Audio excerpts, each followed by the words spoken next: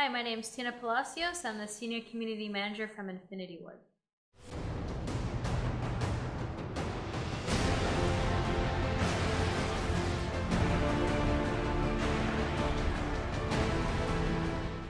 At Infinity Ward, I think what we're really most proud of right now is having the opportunity to create a new game within the Call of Duty universe with a whole new story, a whole new cast of characters. That includes new tech because we're working with next-gen hardware for the first time, and it's all going to really come together. And I think that we're also looking most forward to having the game launch.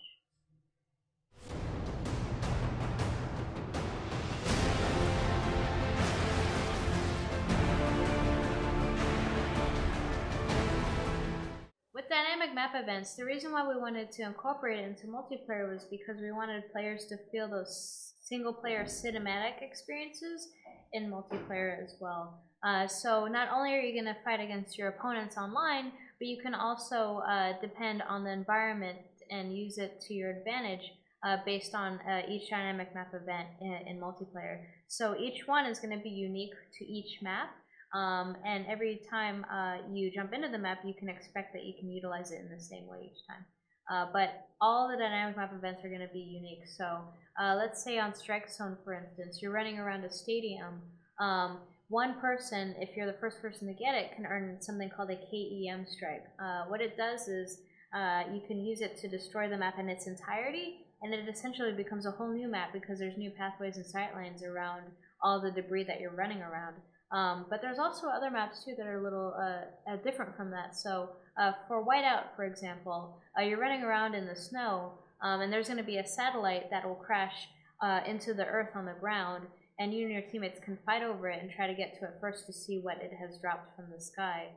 So it all really just sort of adds an extra sort of excitement to multiplayer that we've never experienced before.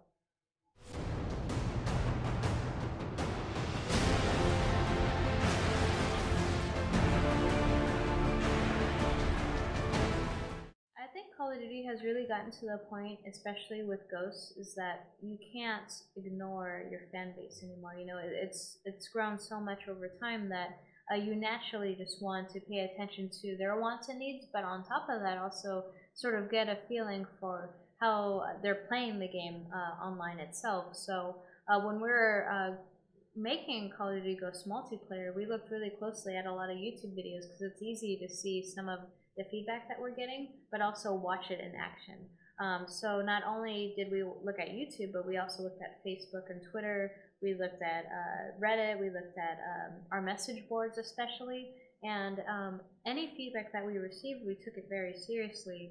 But that sort of helped shape multiplayer to what it is now. So in Modern Warfare 3, people were really upset with death streaks, so we completely decided to wipe it out of Ghosts entirely. We never had plans for it.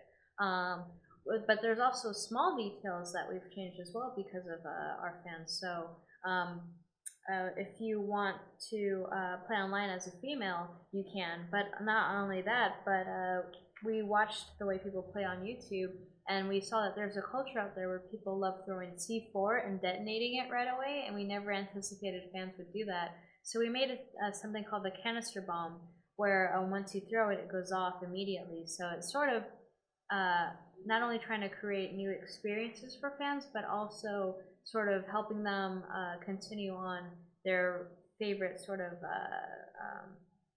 skills and traits that they've learned from our previous games as well.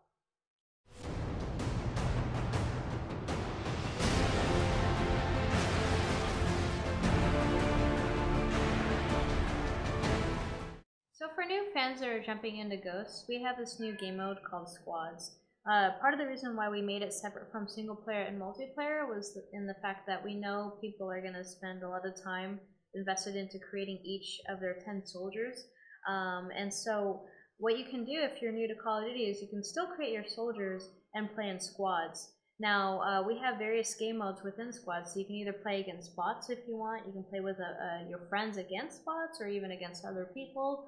But the reason that we wanted to do this is because you can still unlock weapons, you can still prestige, you can still feel like you're getting that multiplayer experience away from multiplayer, if you're, sort of hesitant to jump in immediately. So what's cool is that you can still get things that you would in multiplayer, but in squads. But of course, it's going to take a little longer because of the balance that we're trying to create.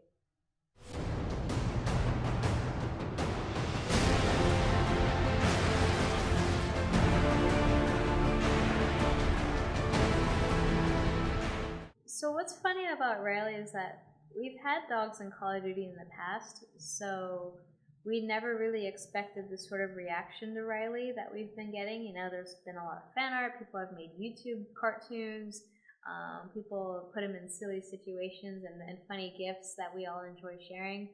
So that was something we never expected, but we also are pretty happy about it. It's really funny to watch because, once you put all your work into, the open and people can interact with it, we're more than happy to see how Riley has taken off.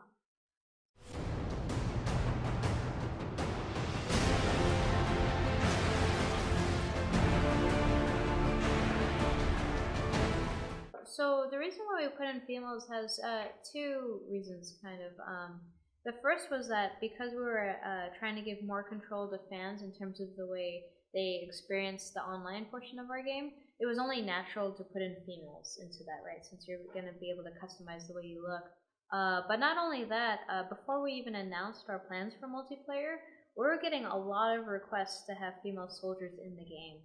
And that was something that I personally never thought would happen anytime soon. I mean, I'm just impressed that the game industry has gotten to this point where they're actively saying, we need women in these games. So now you can play as a woman in Call of Duty Ghosts.